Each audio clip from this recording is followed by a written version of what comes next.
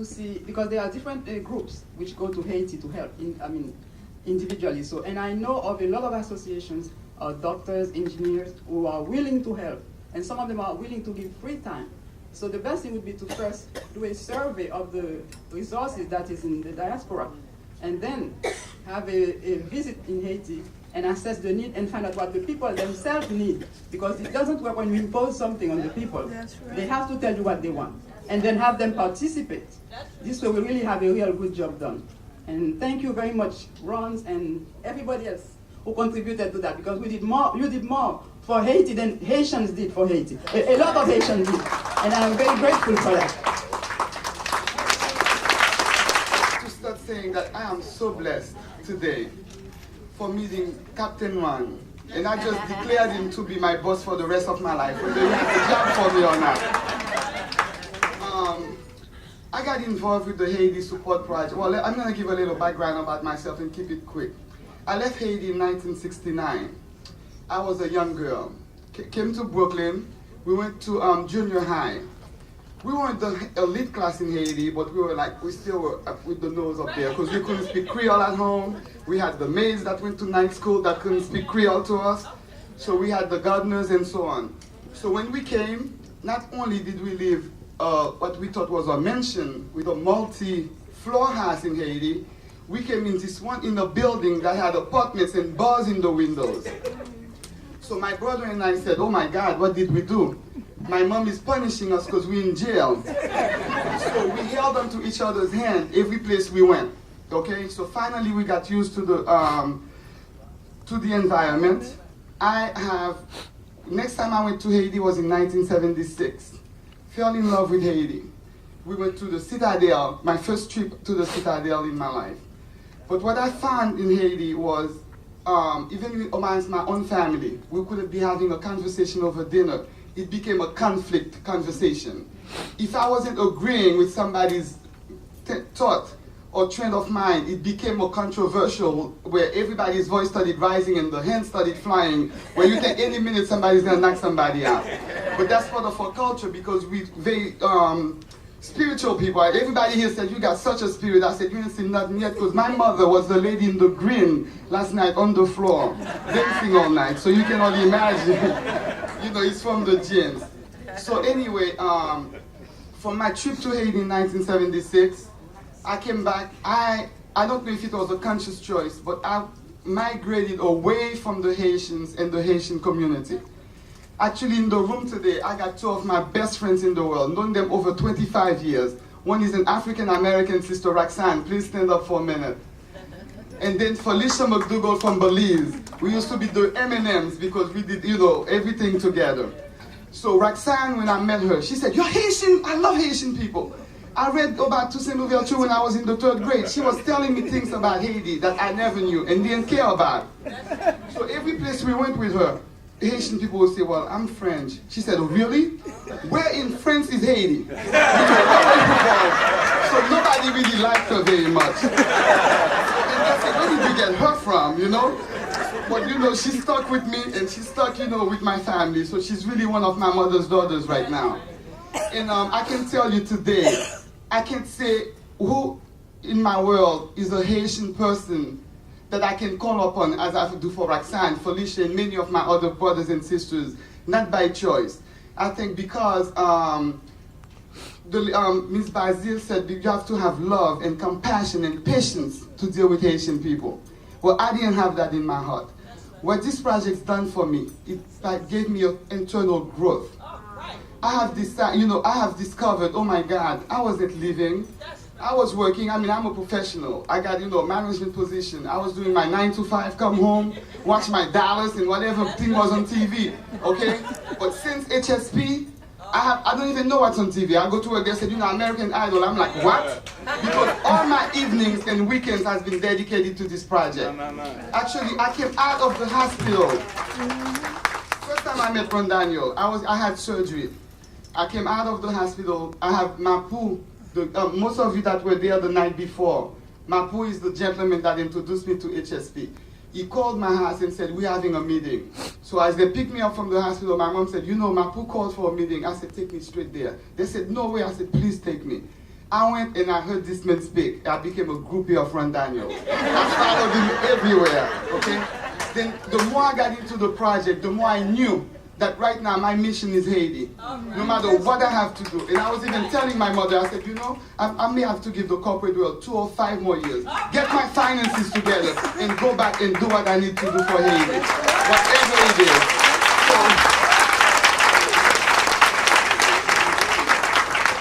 I can stand here to say that I know what it is it's gonna take. Courage. I can tell you what particular project, but I'm standing here as a witness, and I'm committing myself to any organizations. If I can divide myself 5, 6, 10 times, I will do it if it's gonna for the cause of Haiti. As long as it's not politically, like I said, you know, Haiti has enough politics. It's time that we bring governance into Haiti. That's what we need. Keep the politicians, people can get, politics is getting votes. The governance and the structure is what we need. We need people that really are serious about the cause and do the work and get a process to elect these people. And if they're not doing the job like they're doing in the United States, when their term is up, get them out. Educate the people to the point to know that you have a voice. You decide what to do for the country. That's all I'm going to say right now. Amen.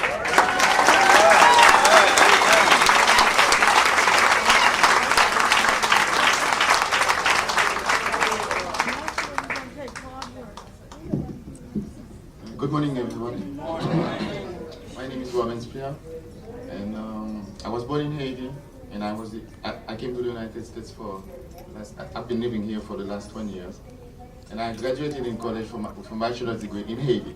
So basically, the education possibility in Haiti, but what it is here is like basically you have to have the money. Your mommy has to have the money, okay, in order to send you to school. You don't have that, a public school, and then in most of the country in the world, you have that free education from 0 to 16. But in Haiti, we don't have that.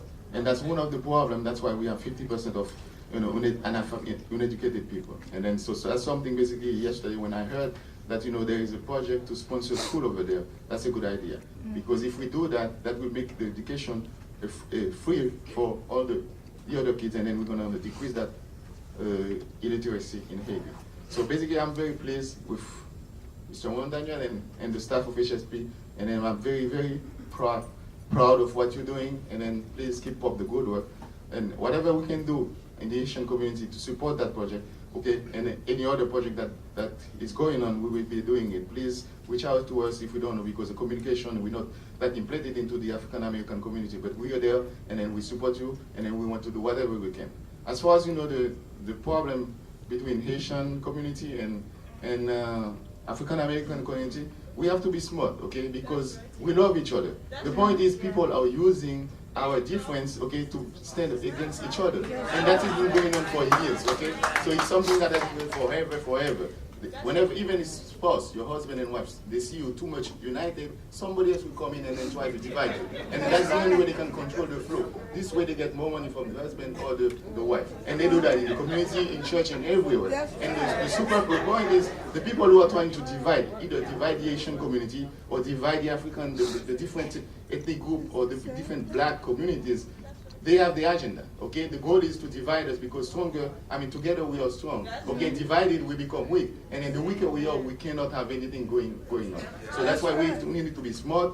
We don't have any problem. Haitians don't have any problem with any African or American or any other white person or Caribbean person or African person. The point is, whenever somebody, we are human, whenever somebody feel like your interests are threatened, you react, okay? Even against your wife, your sister, your brother.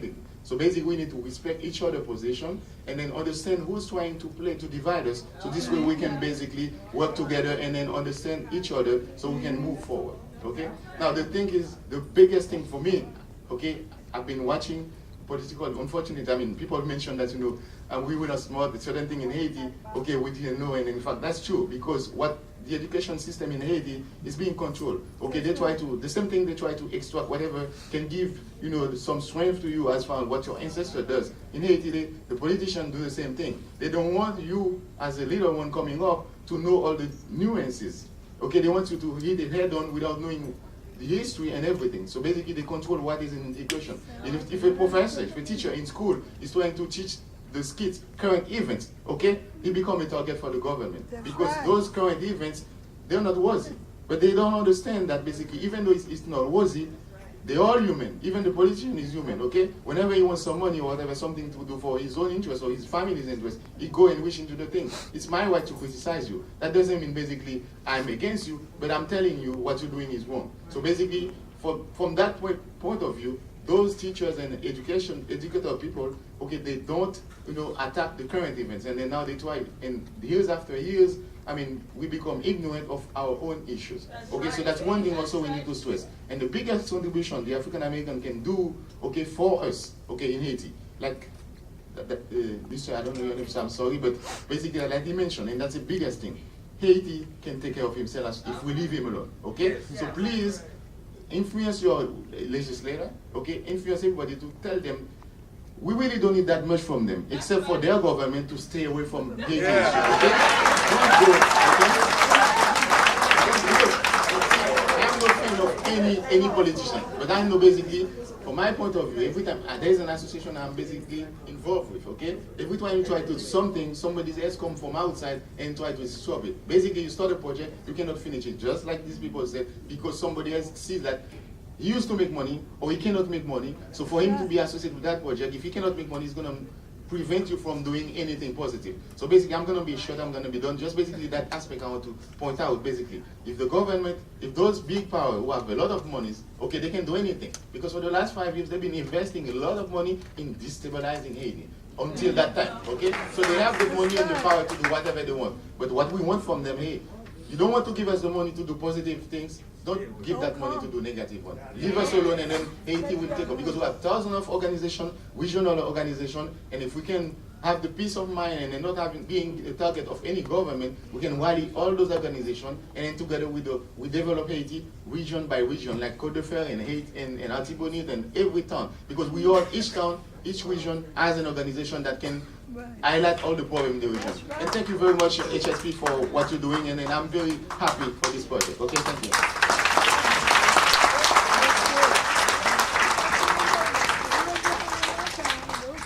My name is Roselle Bonfil. I'm from Haiti. I came here in 1968. When I came here, the church, somebody had sponsored me to come. They were white people, lovely people. They loved me just like if I was their own child. But the church where I was to go to, they had to ask permission for me to go to the church. And there was one person in the church that said, if a black person ever come to the church, he's going to leave the church. You know, the Sunday I came to the church, the person died.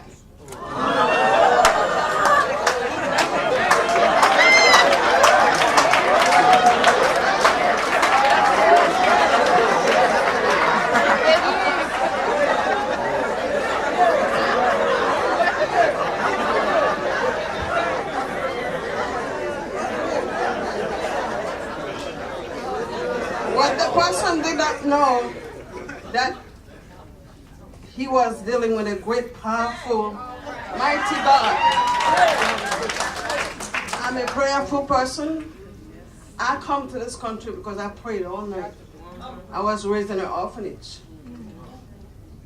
And I met my husband in Haiti. I went back and got married. And when I come here, he went to the seminary. But we know that in Haiti, before I say anything, I just want to give praise and honor and to Mr. Daniel and his wife, great wife. Without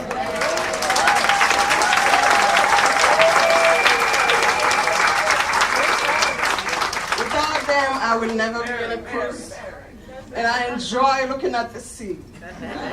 I get up during the night and check to see if I can see a whale. But I couldn't.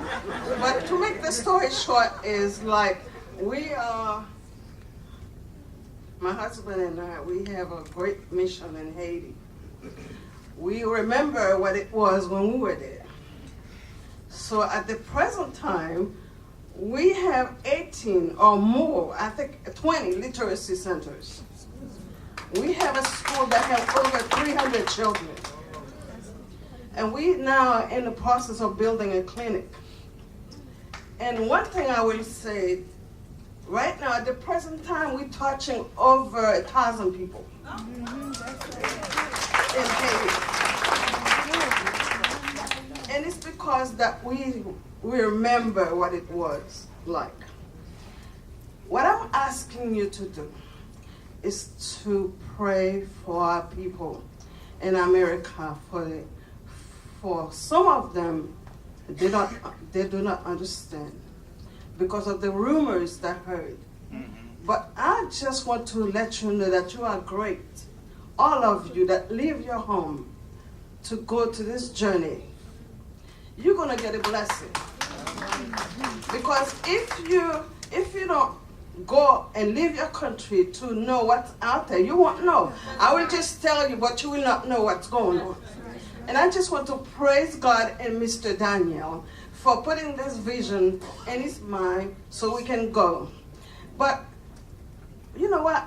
In our mission work, when we ask people to help, the most people that help us is our white brothers and sisters. When we ask the medical doctors to go to Haiti, the white one, we have more white people in our board that are willing to support us. We wrote letters to churches, ministers, they never answer. When we write to the white one, they're willing to help us. What is the matter here? More resources. So this is great vision, and I'm hoping that the Lord will open your eyes for more vision to come, so you know that this world of ours, it is still ours. Yeah. And we have to work hard to maintain it. Thank you.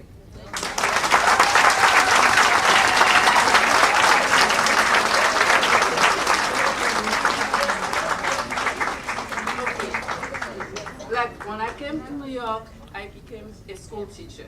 I work in the high school division, working with the Haitian kids, the young kids, and I find out there was more division.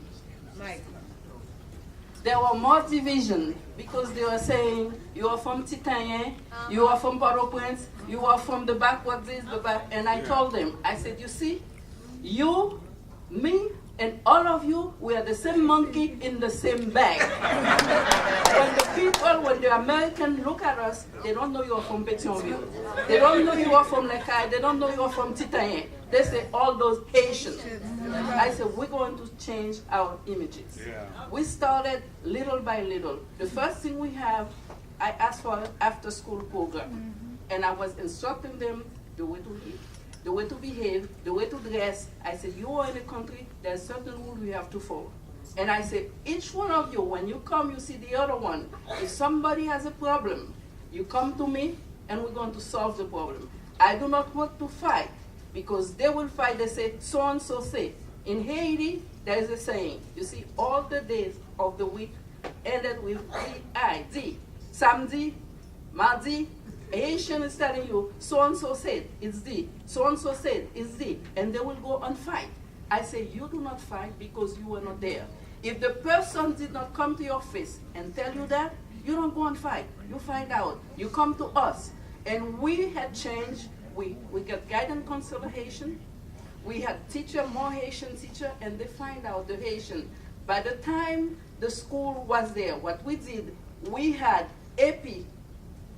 For the Haitian, we had AP Math. It was all the Haitian. We had AP French. It was all the Haitian. We presented 12 kids for the AP, and 12 of them passed. It was all the Haitian. The standard of the school was goes up because of the Haitian. So this is little by little, and what we did, we started working with them to put pride. For instance, we have history, telling them the history of Haiti. You see, everybody is talking about Toussaint Louverture. There is another Toussaint who was a slave. Who was a slave.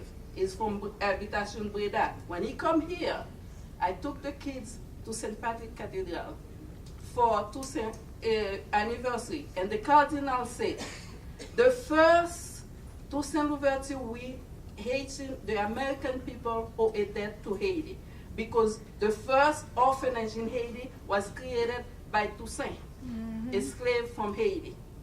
He said the first our hospital was created by Toussaint, a slave from Haiti.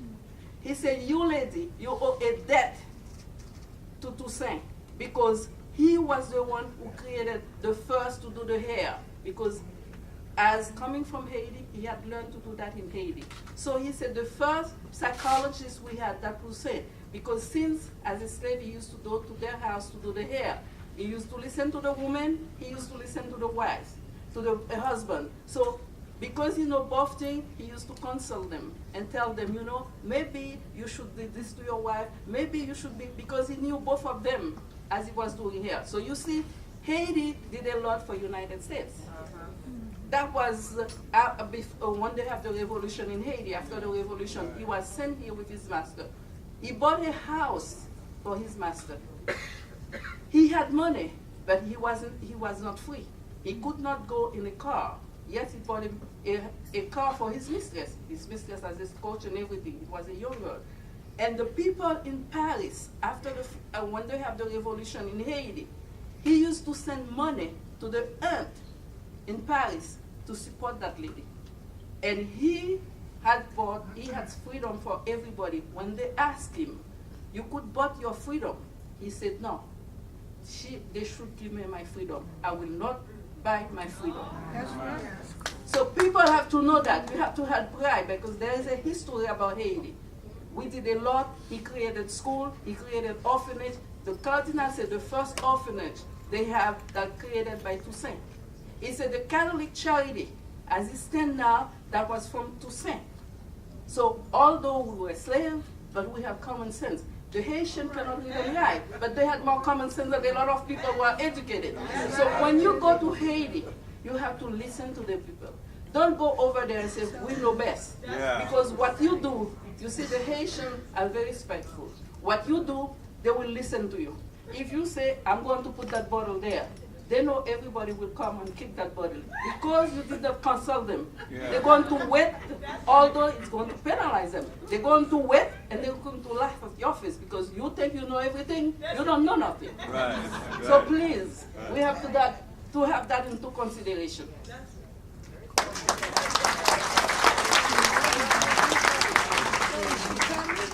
My name is Wolan Exum. I'm from Kent University. I got to know this project through a workshop we had when Ron Daniels came and did a workshop at Haiti when we were celebrating. I'm really grateful because I was born in Haiti and I came here at 10 years old, well, to New Jersey at 10 years old. And I got to visit Haiti about 13 years after, which was 2002. And going to Haiti was like a big shock just to see how the people were living. I was like, oh my goodness, like I just felt like I've got to do something, there's something that has to be done. And so it was always on my heart. And when I heard about just when Ren Daniels came and told about just what they wanted to do with the project, I was like, wow, I want to go. And at that time I was like, I don't have any money, I don't know how I'm going to go, but I was really interested, and so I'm here. I'm so excited. But one of the biggest things that I think would just really help Haiti is just really educating the young Haitian that we have in the United States. I think that if we educate them about the past, their history, because like for me, I was born in Haiti. I came when I was 10, and there's so much I did not know about the country, about the history that I wasn't taught. Just like everybody here, it's like now I'm learning, and I was like, I want to know.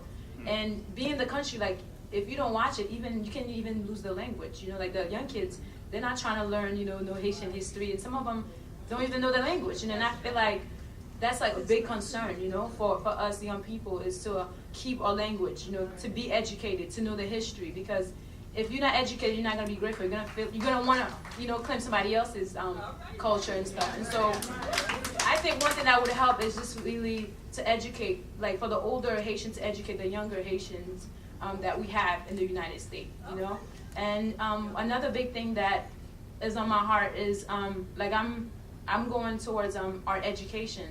I know that in Haiti, the kids are not taught to, explore art. I think that one thing that I want to do is to be able to learn about our Haitian artists, and to educate our, Haitian people about, just the masters, the Haitian masters, artists too. And so I really want to go into that, study it out. So I'm going for fine arts education, and I hope that I can dig into the, like Haitian artists.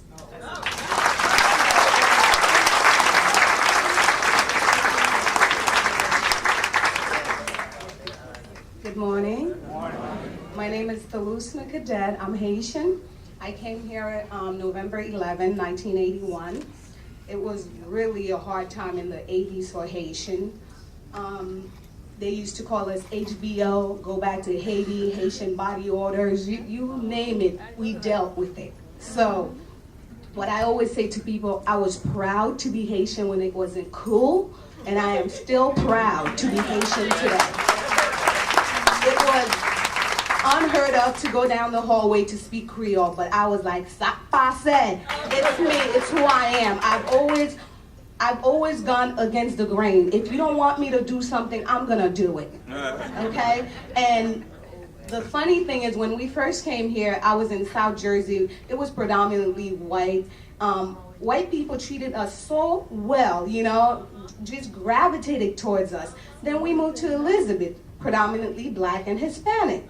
And as a person of color, you gravitate towards your own.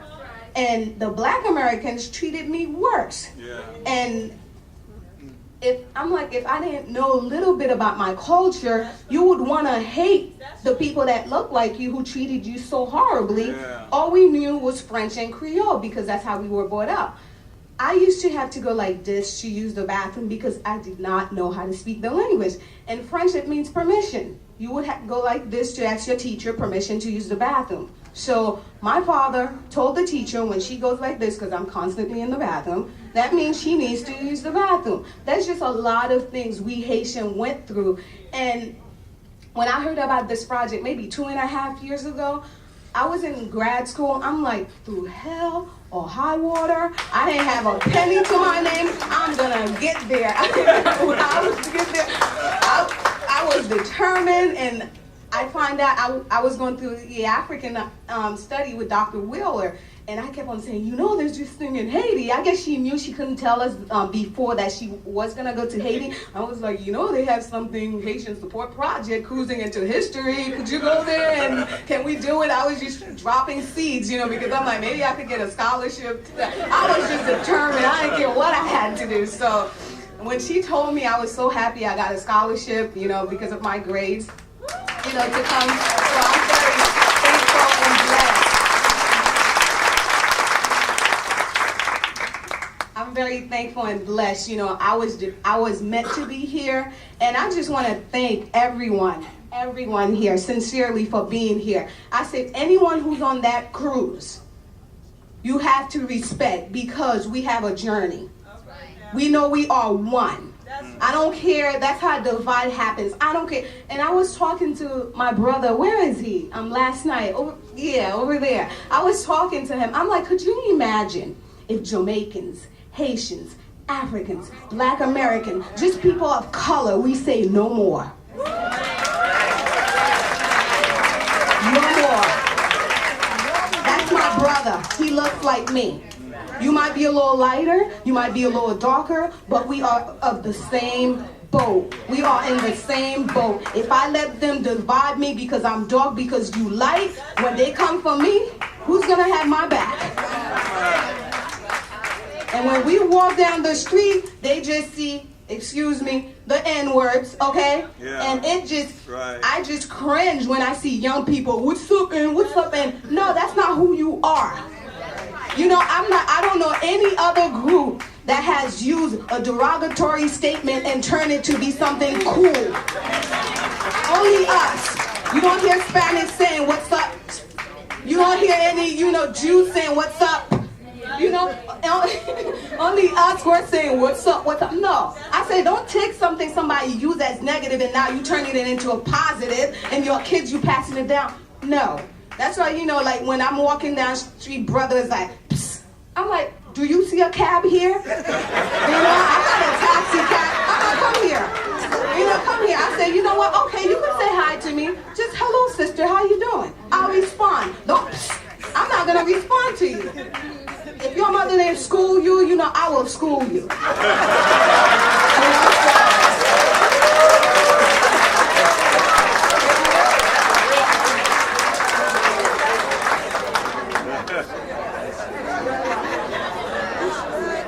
Love, of course. And you know, as I don't know the sister's name, as she was saying, Haitian people, they have a lot of pride. And I just received my master in social work, and there's so much.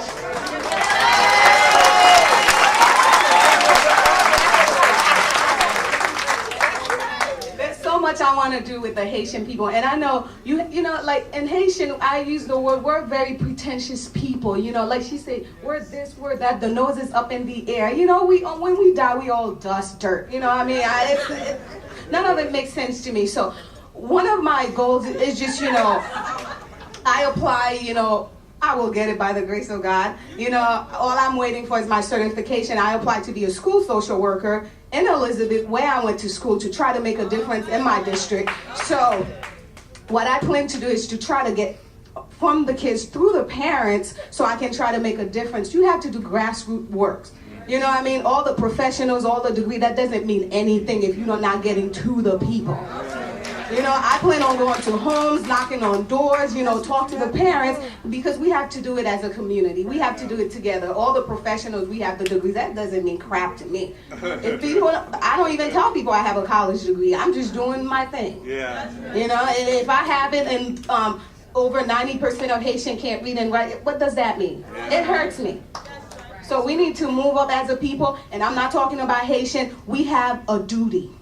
We have a right as African people. You could have been Haitian, I could have been American, you could have been whatever. As a people, we have a responsibility. If it was given to us now, it's to give it back. We're not doing any favors here. It is our responsibility to rise up together, or we will fail, we will sink. That's all I have to say. Thank you.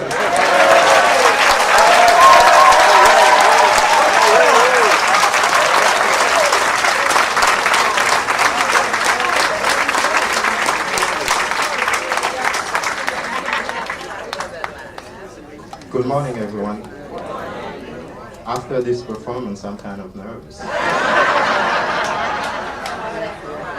My name is Gensley Etienne. I'm also from Haiti.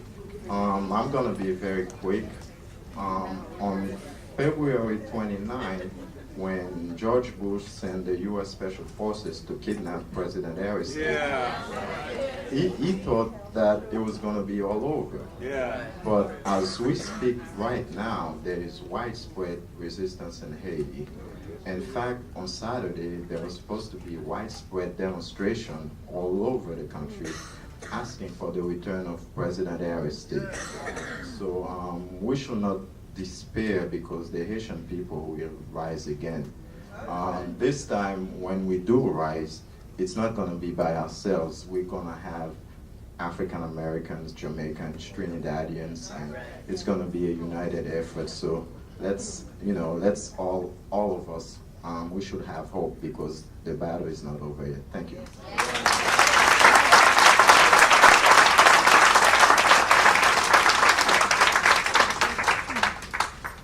Good morning, everybody. Good morning. My name is Israel Ogunleye. I'm from Nigeria. But I'm going to start like this. I was arrested in New York City as 18. Yeah, I was arrested in New York City, mistaking me being Asian. And I was very proud of that.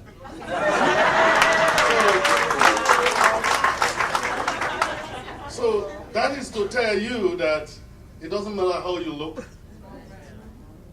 Peter Tosh said that anywhere you come from, whether you like it or not, you're an African. So you have to look at things from that perspective. Whether you're from Jamaica, you're from Nigeria, you're born in London, and as long as you're black, whether you like it or not, you're an African. And that is the way we're supposed to look at it. I see the majority of us here, we're in this cruise together. Sometimes I wonder, why would you see a black man or a black woman, even if it's not with the same cruise with you? Say good morning to that. I mean, because that is part of the whole thing. You see, we are too tight with one another. We have to get loose first. That is the only way you are able to do things together. That is the only way you can agree to do things that sometimes you are not in agreeable, with. So, see, the point is this. Black man has problems all over the world for one reason. We are not united. And the unity that they have in the South, in this country in the 30s, that's why we are able to do what we're doing today. They united together. They decided to do some things by boycotting buses and things like that, and it worked. So I say today, if anything is going to work anywhere where we call Black Nation, the first thing we have to do is to unite together, not to be afraid of one another. Do business together. Now, we're talking about the need to educate our people in Haiti. You cannot do it without money. So I'm challenging everybody today. Take $20 out of the money you're supposed to be spending in this board, and then contribute to a project that will start that education in Haiti. Now, our brother Daniel, for him to be able to do what he's doing, he's going to need money to do it. Now, somebody was talking here before saying that he has to reach to us. No, we have to reach to him. Because that is the only way. If this man with this strength of what he's doing what he's doing, and he knows that people are really for it, he will have more energy to do what he's doing. And then plus, we have other people joining him to support him. So we need money to be able to do this. So I'm asking everybody this morning to pledge $20 to this project. Take it out of the money you're supposed to spend. This morning I just spent $40 for pictures. No, I think it's a mistake. No, seriously. Okay? Picture I can go and take and develop myself for $5. But you see, the spirit of the cruise makes you do things I don't want to do. I'm asking people at least to donate $20 to this project. Besides, we know that you've already bought some things to give to those people as a gift. But take $20, everybody. And this is a must. Okay? I have to make an announcement here. I got to make an announcement here. So we got you. I got to make an announcement here. No. Okay, so that is just the idea. No, I need to make an announcement here, first of all, and it'll talk about where we go with the rest of the session. But we did say we deferred to you as an African person from the continent, but we do want to hear only from the voices of Haitians this morning. Brothers and sisters from Haiti, that was the rule we set up. Our dear beloved sister Rose Sanders wanted to speak, and we asked her not to because we want to hear the voices from the Haitian Americans, and particularly the young people. I understand some young people haven't spoken yet, and whatever. I want to say two things. First of all, I'm from the Jesse Jackson School of Fundraising. So I never start a pitch at $20. Never. I mean, so that's cool. So you can be seated now. You can be seated. We appreciate it. Now,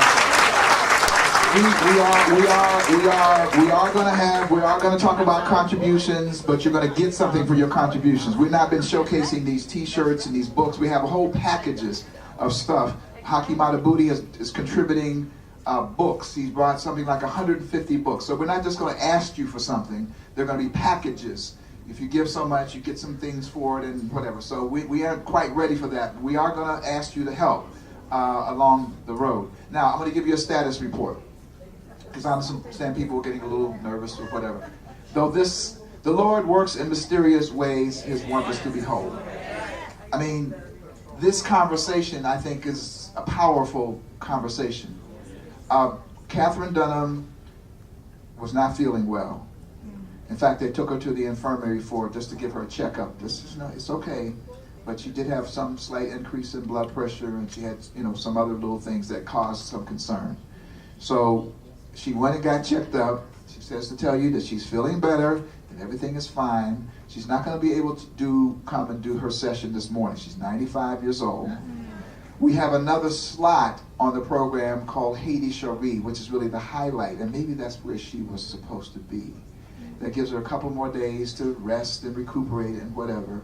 And on Wednesday evening, there's an extraordinary program being put together by Jean Pierre, who, this brother's just, genius. You saw the music last night, the musicians and so forth. He's put all that together for us. So it may well be there that you'll see for the first time and hear from Catherine Dunham, who, by the way, epitomizes the relationship between Haitian Americans and African Americans, because she lived it and lives it. And so that's why we so much wanted her to be here. So I just wanted to say that there will be an opportunity, as we move along, to make a contribution, if and whatever. They're working on that now, and we're going to continue this session for just only now another maybe 15 or 20 minutes, so that we can hear more voices. Let's make it a little bit shorter so we can hear as many people as possible. We don't want anyone to not speak because they don't think they're a good speaker or any of this kind of stuff. Everything is acceptable in the family. Everybody has a right to speak, and what you have to say is important. So don't hold back because you're standing in front. We love you, and you can't say anything wrong. So just step to the microphone and say what you got to say, and we're gonna make it as short as you can. And we're going to go about another 20 minutes, which means we can almost get back on schedule and not make it so tight as it was in the afternoon. So again, let's go back to our moderator. Go right ahead. Hello, my name is Brenda Blatt. I was born in New York City. My parents are from Haiti. Born and raised in New York, my parents are from Haiti. I just want to make that clear because I have a different view of living as opposed to you who came from Haiti. I was born 1 month before Martin Luther King passed away. Okay, so my viewpoint is definitely going to be different than everybody else's, coming from a young point of view, and I'm glad that you're giving us an opportunity to speak, Ron Daniels. In fact, I have to speak because if I didn't, I know Mary Daniels would be. I've always wanted to go to Haiti, but opportunities were never there. The last people in my family to come to America was in 1977, and everyone was here. Unlike other people, when you're American, you go down south because you have family there, therefore that's how you know it. And that's the only reason why I did not know Haiti, and like everyone else knew Haiti. I've been looking for opportunities here and there, and of course every time you try, there is something there as an obstacle. As far as how I was raised, I always went to events with my family as a child, house parties, so forth and so on. As far as politics, all I knew about politics is the men that are at the party are talking, and you have to break it up because they're standing in the way from everybody having a good time. That's all I knew about politics. But I just want to explain something about subliminal messages. There are some times when you pick up some advertising or magazine and TV, you are looking at something, but yet something else is coming towards you. I've been a big fan of Essence magazine for as long as I can remember. And my mom used to go to the salon, drag me because there's no babysitter. It's there, you pick it up and you read it. But I then finally decided to get an issue subscription, and I've been having it ever since. Ever since I get the magazine, do not take the magazine out of my house. You could read it, but I will hold on to it for the rest of my life. I collected so much that I had no choice but to distribute them, and I decided to go to our local library, Langston Hughes, in Queens, New York, and they distributed the right way, which I was very happy about that. But while looking through the magazine and looking at beautiful pictures and looking at beautiful women and looking at makeup and looking at stars, there's always been an opportunity to read about the person that they are featuring. I've seen Marjorie Vincent, who was the first U.S., she was not the first Black American to win the U.S. Survey pageant, but it was that magazine that let me know that she was of Haitian descent. Okay? There's been pictures that's been taken of beautiful women, and it was that magazine that let me know that Mark Baptiste is of Haitian descent. Okay? There's been a picture of Catherine Dunham that has been put in as a tribute, and that explained to me her connection with Haiti. There was Andrige Dandicat, who was a writer who has been giving a lot of respect for her writing. It was that magazine that let me know that she was of Haitian descent. So I have to tell you, it was a pleasure for me to come, and not only come here and enjoy a trip, but to go to the Bahamas to get some conch soup and have Susan Taylor serve me.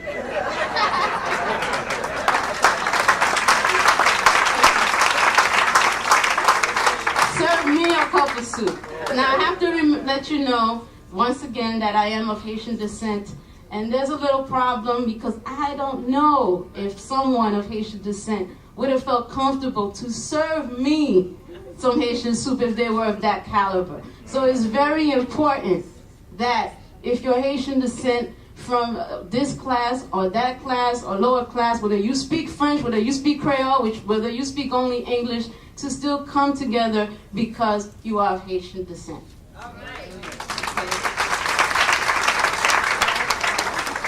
This was my opportunity to go to Haiti, but I was very angsty in going. And I have a friend who has a website called Haiti Exchange, who made a trip just before this one around bicentennial, and I had an opportunity to see Haiti the way every single person should see Haiti. It's a shame that this is the only cruise that goes to Haiti and will not allow people to go out to shop the same way that we're doing in all the other places. I understand the security problem, but there is so much to see in Haiti besides what we see on CNN.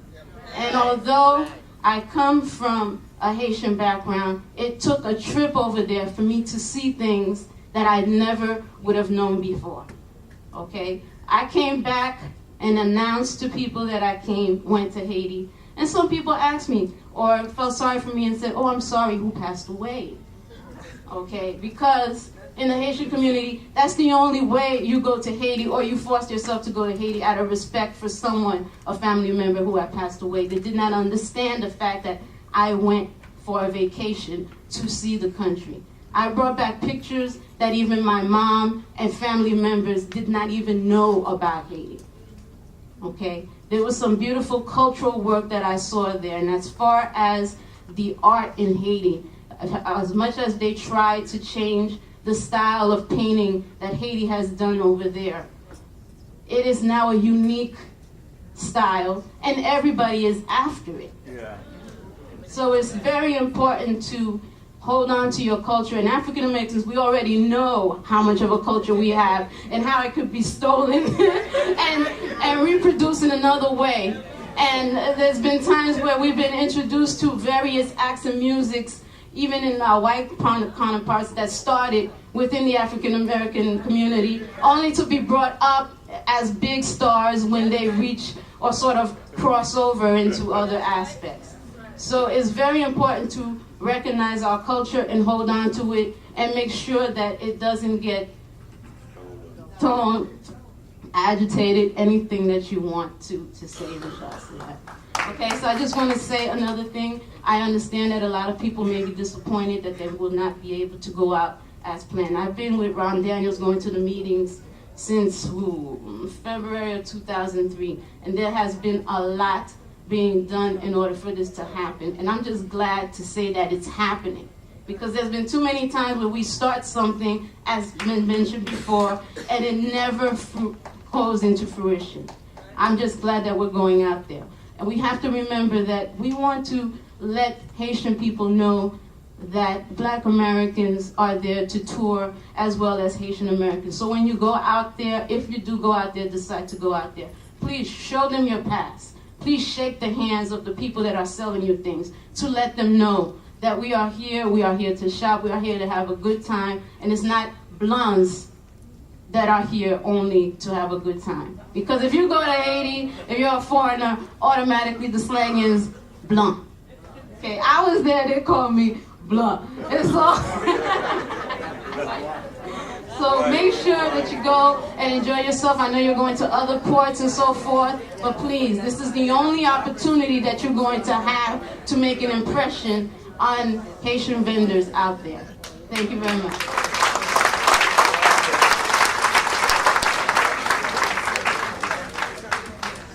Okay, my name is Will Luis, but before I'm starting, I would like to everybody here give Mr. Juan Daniel an applause.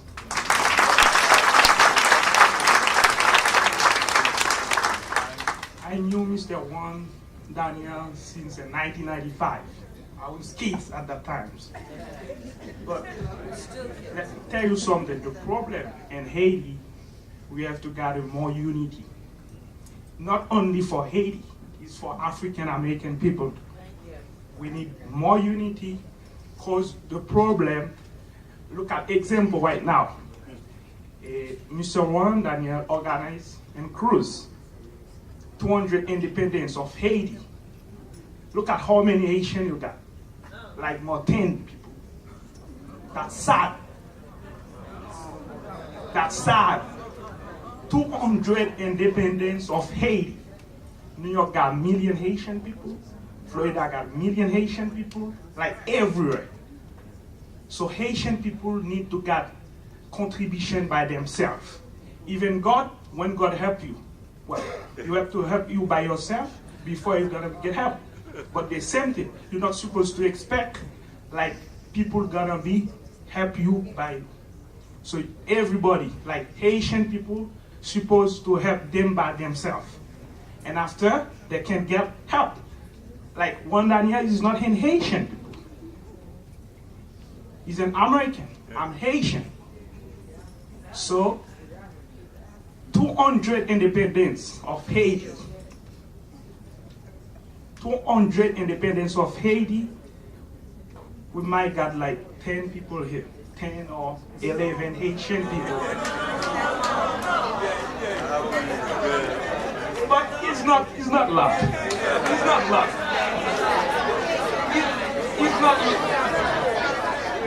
It's not love for millions. It's not love for like a lot of million Haitian people. And the cruise gonna be helped. We're gonna be helped. Haitian people. So what we need, like about young folks, they're supposed to involve more about the Haitian stuff. Like, cause here we got a lot of young people in the United States, a lot of young people.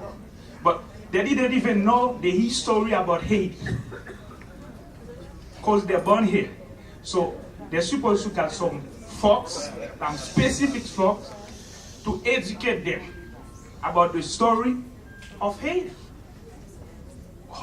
How you Haitian, you don't know your history. Because you're still Haitian. Even you born here, whatever where you born, you Haitian. Yeah. So you need to know your history, not your history. So about like example, Mr. Opio Touré, and I was talking with Mr. Opio Touré like a couple months ago, like about the political. Like political not supposed to involve about help.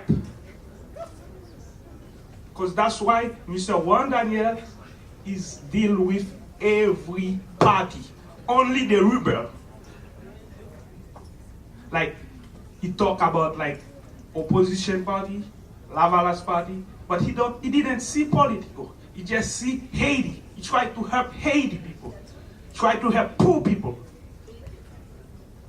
You know, so the point, if Haitian people don't have no unity, don't thinking about themselves, but they're supposed to talk thinking too about the God. Because before everything you did, you have to put God before you. And after, I think we got Haiti gonna be getting good future. Thank you.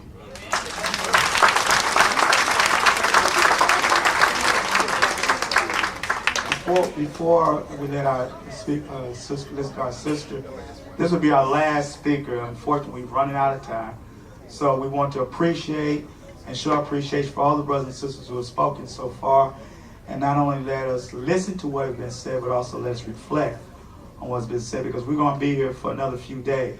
We have a chance to talk with each other for the next few days. So this last sister at the microphone, and sister, this my good sister here wants to make it now. I bet she'll not be there.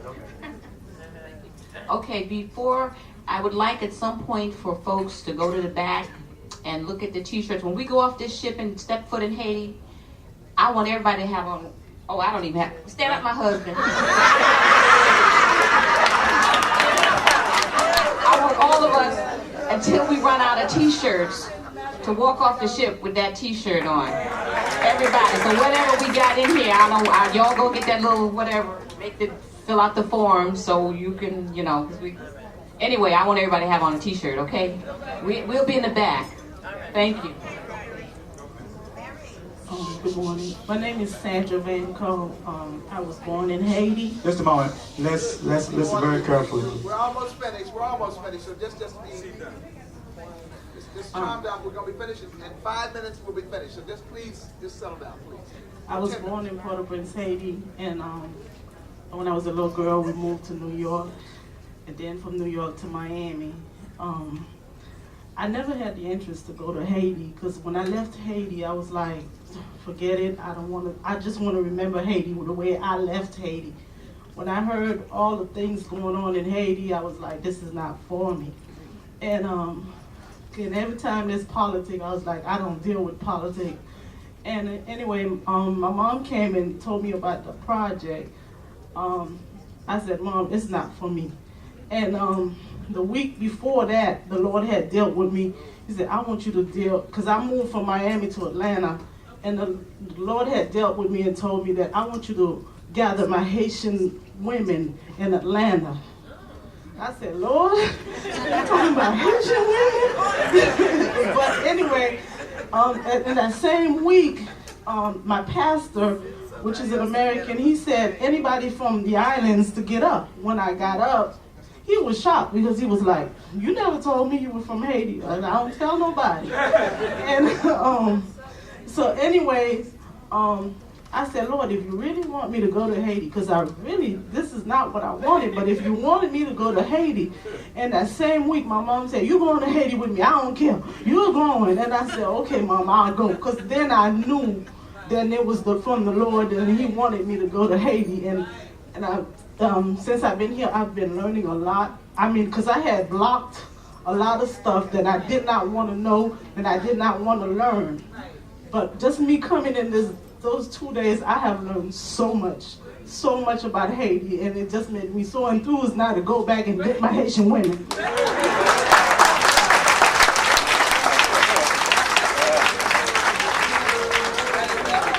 We're going to take about 1 minute. We're going to have to cut it off. Next time. Because I love Haiti. All right, next time. We're going to take about a minute for the sister and brother who opened us up to give us a closing comment, and then we'll be finished. Please, let's listen very carefully. Okay. I believe everything happened for a reason. I was just telling on Daniel, this time we will go to Cocoa Beach. Labadie, when we go to Labadie, it's not the real Labadie, it's a part of it. This is owned by they had a concession there. We will see the market, you will meet some Haitian people. If you speak Creole, please address them in Creole and they will be happy, because I've been there. But we will not go to the city of Labadie, where the Haitian community really live. As I was telling on Danielle, we did not go to Haiti this time. Maybe next time we will go, and at that time, the whole boat will be for us alone. So we could do whatever we want. Let's go 5. Or 6. Or 6.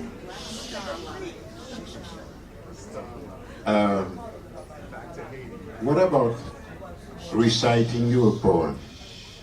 And this is something that I do in honor of the Afro-Americans here. And the poem has a Spanish name, Sin Fronteras, and it means without border. And why I chose that, because this is what has been said here. Okay, listen. I am just passing through, I am not here to stay. Give me a place to sit, a moment to catch my breath, then I'll go. It could be in 10 years, it could be tomorrow, but when my time comes, I will pack up my cause and I'll go. I'm part of an army that just lost a battle. I'm licking my wounds and gathering my courage. I'm just passing through, I'm not here to stay. But as long as I'm here, I'm not here to rest. I'll be one of you. Give me a slogan to chant. Give me a banner to carry. I'll be limping along in your marches. I'll be one candle, one more candle against your darkness, one more degree against your heat. I'm just passing through, I'm not here to stay. Long after I'm gone, I hope you remember my accent in your chant, because one day I'll be calling on you.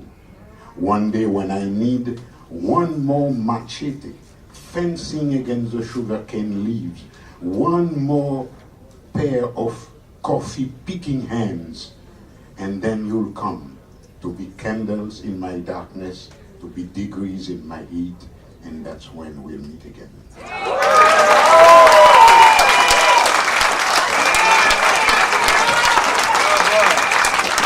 Let's give all of our sisters and brothers who've spoken to us, let's show them all of our appreciation. Jean-Claude Martineau. Okay, hold on. Shh. This won't take long. This won't take long. This won't take long. I want to acknowledge the presence of, yesterday we recognized her new title as the installed Queen Mother. And so we just want to acknowledge the presence of Queen Mother Adelaide Sanford. Would you just please recognize?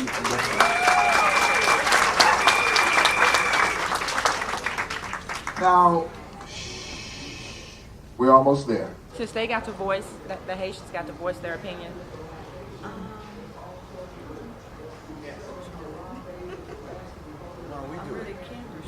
Do it together? Yeah, come on.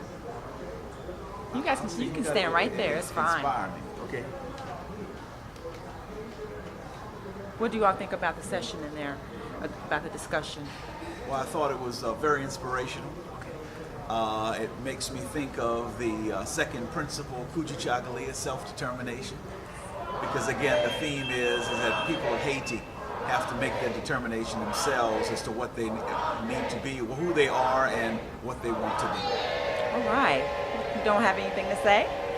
Okay. Well, thank you all. Enjoy the rest of the cruise. Okay. Inside? Yeah. You can stand right there, sir. Stand right here? You can stand right okay. there. Yeah, I just like to make a comment that I was very interested to hear different points of view from different people regardless of where they were born. But it's a common problem that we all share as African people. And therefore, if it's a common problem, there's got to be a common solution. So the common solution would be for the African people worldwide to unite together to build a strong African nation, and it has to be in Africa because it's the only place that can hold all of the African people. It also has wealth, just not organized properly. And we must fight against the real enemy. The real enemy is not white people. The real enemy is not people who don't like each other. The real enemy is the economic system called capitalism. It's a degrading system, and it's a system that's destroying the world, the environment, and the people. So that's our problem. Our problem in Haiti and everywhere else we are is caused by capitalism. And that's the problem that we must get rid of. We must get rid of capitalism and live a socialist world, share the wealth of the world with all people in common. Thank you so much. Excuse me, sir. Can you state your name to the camera? Oh, my name is Stuart Edwards. And where are you from? I'm from New York. I'm a member of the All African People's Revolutionary Party, and we study and we work for the liberation of our people. We don't just use it as a social compensation. We study the material and we analyze the world as it is. We want to change the world so that we can all share in the world. Thank you. Thank you so much. Thank you. Name and where you from? My name is Gloria Peterson. I'm from St. Thomas, Virgin Islands.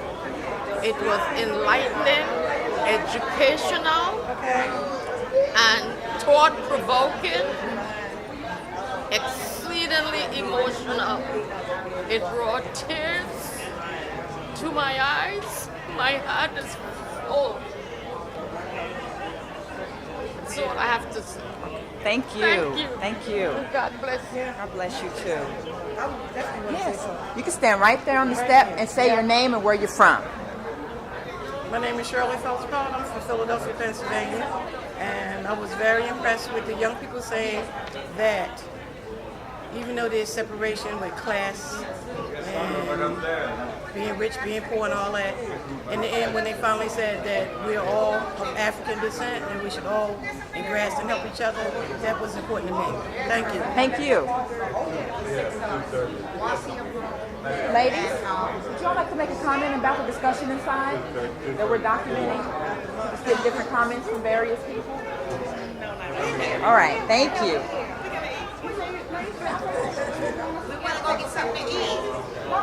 Tell me your name and where you're from. Yeah, my name is Joe Beasley. I'm a member of the board for the Haitian Support Project. I've worked with Ron Daniel over the years. And I'm the Southern Regional Director of the Rainbow Push Coalition, which is Jesse Jackson's organization. And I recently formed an organization called African Ascension. And I just returned, actually Friday night, late Friday night from Africa. I was in South Africa, and then in Zambia, and then in the Congo, and then here, cruising into history. It's been very wonderful for me. And, so we're looking forward. I'm going to have some comments to make about unity during the State of the Black World on, I guess, on Friday. So far, it's been a wonderful experience for me. It's good that my wife was here yesterday and she talked, and I have two of my sisters here. And I'd love to have them as Moselle Mary. For them to say, if you don't mind, a word. She's doing a documentary on the cruise, and she wants to get your feelings about what. So how you want to make some comments on the cruise and the discussion that just got finished, or just make any comments about anything? Okay, I want to tell my name. And where you're from. Okay, my name is Moselle Beasley from Atlanta, Georgia. And I think the cruise is very, very interesting to me. I went to the day. I really enjoyed it. It's beautiful. Thank you. Hello, my name is Mary, and I'm from Beasley. I'm from Victoria, and I'm learning a lot about different things. Thank you so much.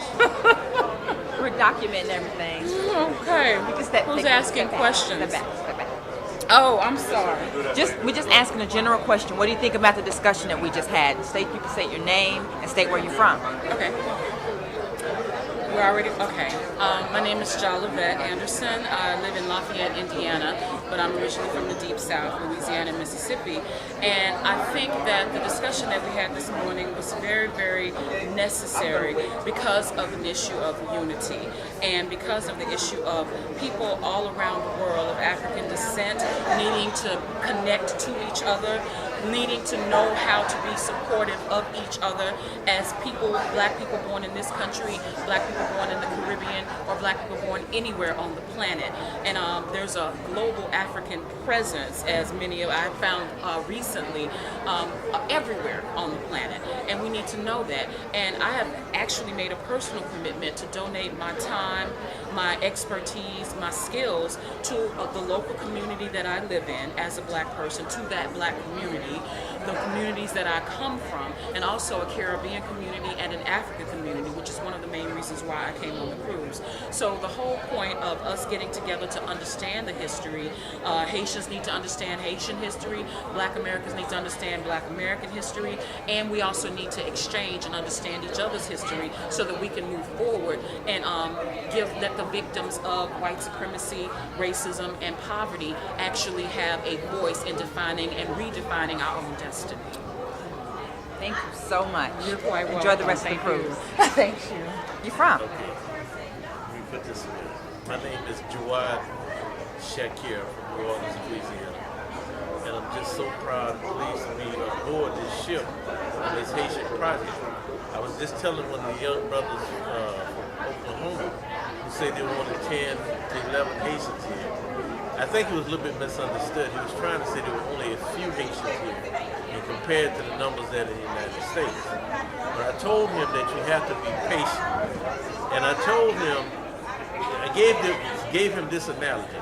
I said, African American people in this country, and I know I did take a part in the struggle against South Africa to bring down apartheid, and if we did that, we will help to get Haiti together.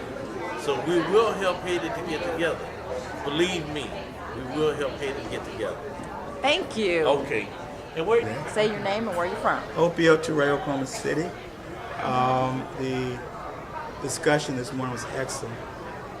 Like I said, allowed us to hear a broad cross-section of voices of Haitians, those who have been away from a long time from Haiti, those who actually have very little real connection with Haiti in terms of being there, knowing the language, to those who live in Haiti. And it was very helpful because it showed the necessity for people of African descent to have strong relationships with the people outside of whatever government is in control. At the same time, being very conscious of the role of non-Haitian Africans to make sure that governmental policies that their government pursues are equitable in regard to what happens in Haiti. So it's a great discussion on many levels, and probably the genius of it was that we only heard from Haitians and not from anybody else. Not that we don't need to have a good dialogue, but we need to hear Haitian perspective first in order to have a dialogue, to think and reflect. All right, thank you. All right. Thank you. I'm from New York City, and I think this was a wonderful session that we heard from the people of Haiti. That opportunity was offered, and we hear in a diverse way, in a roundabout way, strategies that can be used to make things better. And I think it was just wonderful for the participants. All right, thank you so much. Where are you from? From the States. Where you live? Okay, Marcel Charles, originally from Haiti, but I live in St. Louis, Missouri. I agree with most of the comments, and especially somebody said they have to leave us alone, leave Haiti alone to decide their own political future, because democracy, how you define it, I think it's different from what they have here. We should let Haitians, take care of themselves. If we want to help with money, with organization, but not politically, because it always brings trouble. How can the United States understand what's happening there if you don't live there? And I disagree, for example, with a lot of black leaders because I don't think they understand what's going on. Before you give comments or maybe help a leader, I think you need to talk to the people and see. So, all right? Thank you so much.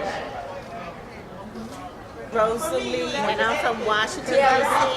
I'm a member of the Association of Black Social Workers. And this has been, I was 2 years following this, so I was really happy to be a part of it. And I think the dialogue with the youth this morning was really very powerful.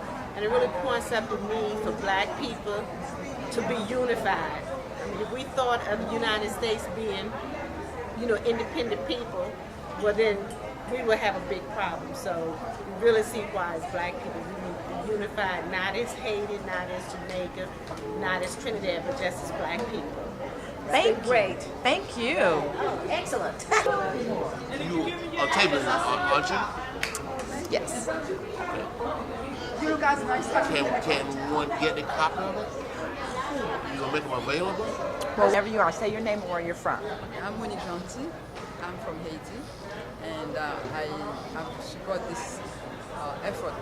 And I think this is a blessing for Haitians to have someone like Ron Daniels, who is not Haitian, who is taking so much interest in helping Haitians. And I think all Haitians should take that as an example and get together and support him as much as possible. And I'm grateful to have been able to be part of this. Thank you. Okay. What's your name and where you're from? Dr. Marvin Wolfman from New Rochelle, New York. I am very enthused about being here, and I'm solid with Danny Glover. His message was clear and to the point. And we are all one people and have the same stink, was how Carl Sandburg, the poet, put it in The People, Yes, 1936. Thank you. Thank you. Whatever we're doing, we're open to changes at any time. My name is Malika Sanders. I'm from Selma, Alabama, and I work with the 21st Century Youth Leadership Movement.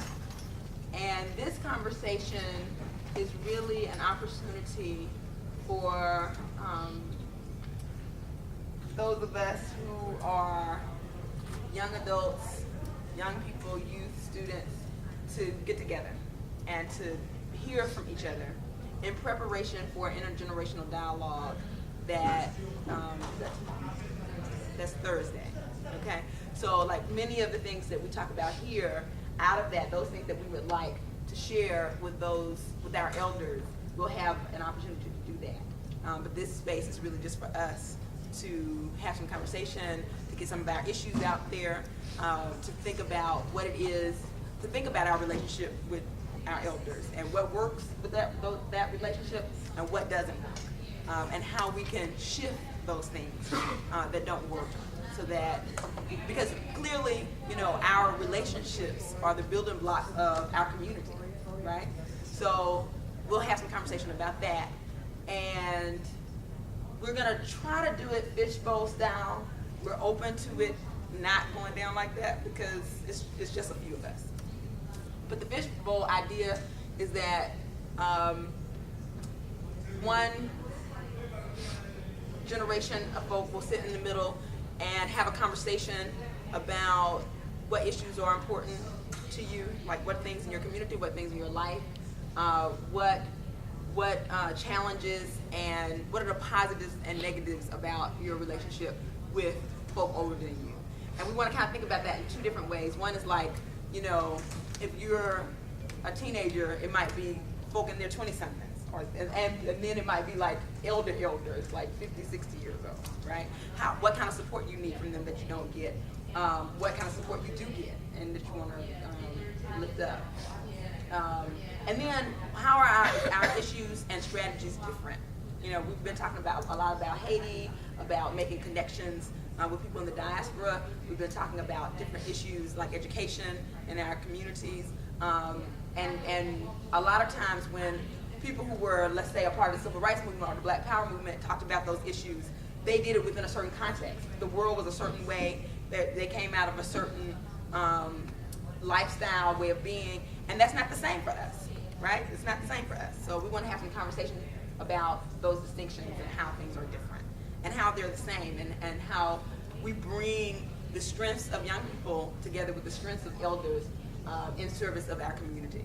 And seeing our community is both like where we live and Black people in the United States and Black people wherever you live, as well as the connections between local communities and the international community of Black people. Does that make sense? Okay. And Shani is going to introduce herself and help us get into our introduction. Okay, so hey y'all. My name's Shani. I'm here from DC.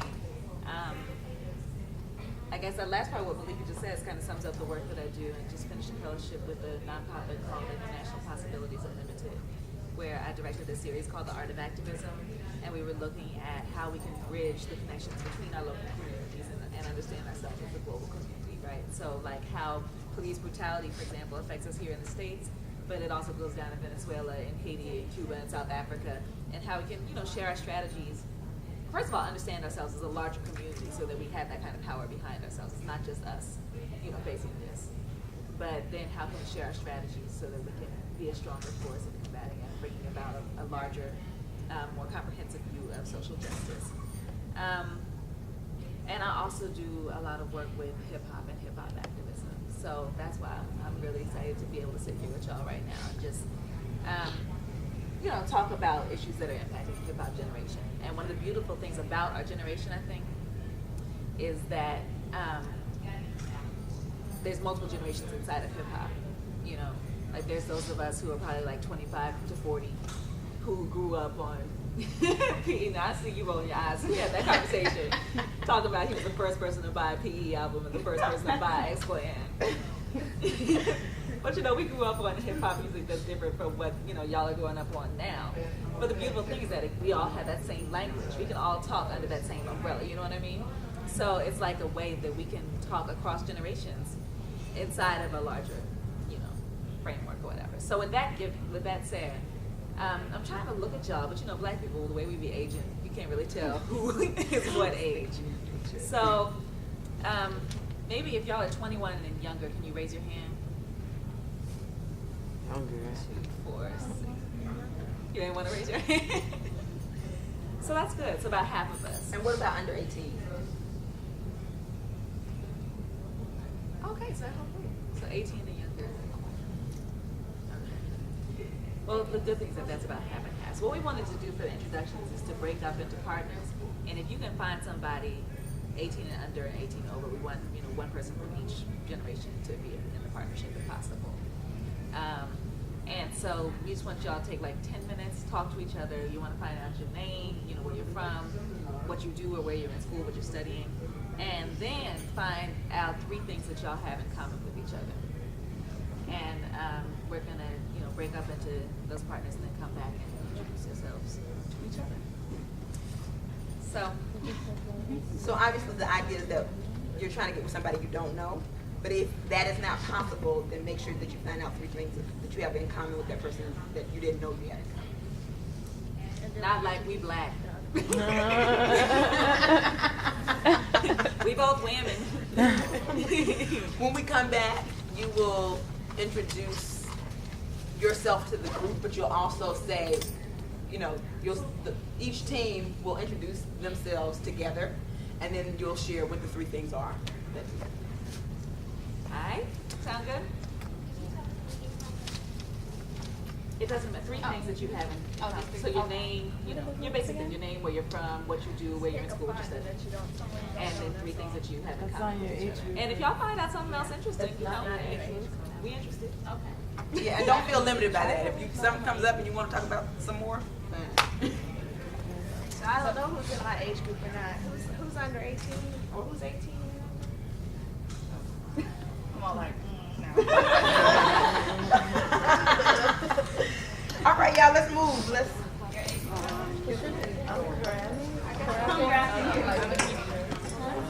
One of y'all. You're still sitting there. How old are you? Aha. Hello, look, big generation.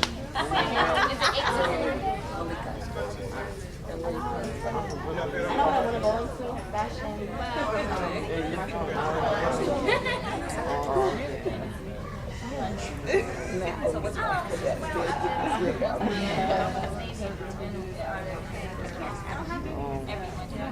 I have a name. I can't remember what I was talking about. I was just wait. I'm gonna be a junior later.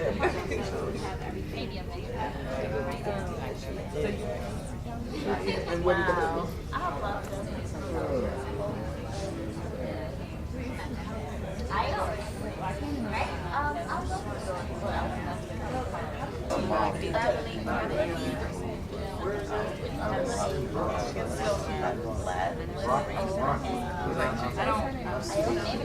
don't necessarily work in journalism.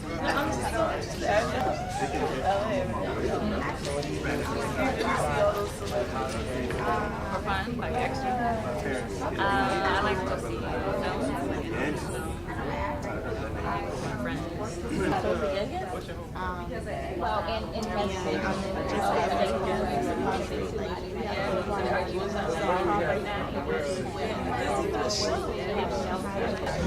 Have you seen any of his television? There's one he just did with Warren at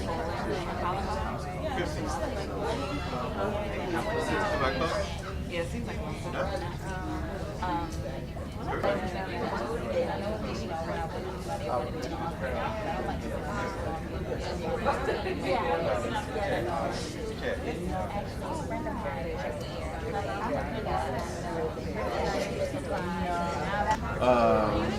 So you like a little bit of classical?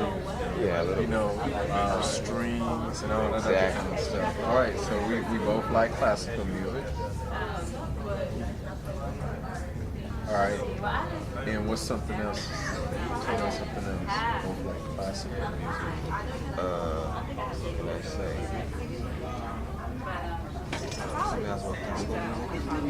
No, just something in general. Let me see. Let me think of some things. I love pineapple. Pineapple. It's my favorite fruit. Pineapple. Oh, we gonna get along? Yeah. Yeah. Pineapple, but pineapple is my second favorite. Mango is my favorite, but pineapple is number 2. So. Lyrics that was real or relevant to what's going on. Or like, once you could rhyme it together, the best person you could just do it just like that probably be Eminem. So you think Eminem, lyric-wise, a combination of lyrics and being able to rhyme. And what about compared? You just said Kanye West, though. What about him and Kanye West? I think they're really close. Yeah. So Fahrenheit 9/11, Kanye West. Well, I used to be a gymnast. Cut that one out. I don't play basketball. What about soccer? Track. You run track? I ran track sometimes. For real? You run now? I stopped for a couple years because I ran near my neighborhood, but practice was on Tuesdays and Thursdays, and I play an instrument. So. What instrument? Trumpet. So. Play the piano. Okay. Wow. I don't think I've ever known for and they don't like us. Yeah.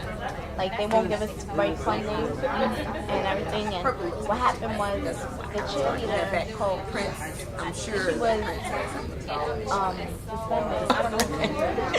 So he came back out, and look, he had changed his clothes, so you know he planned for folk to sit there and start saying,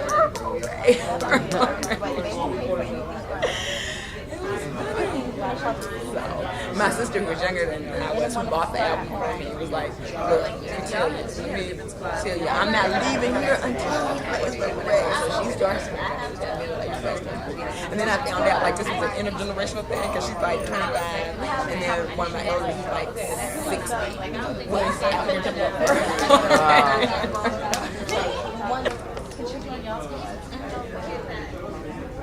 want to come talk to us?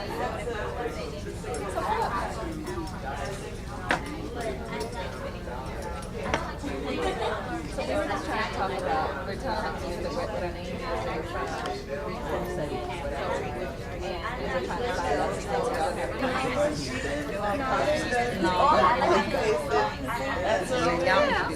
I'm good. And where are you from? Y'all both from New York. That's something I always say.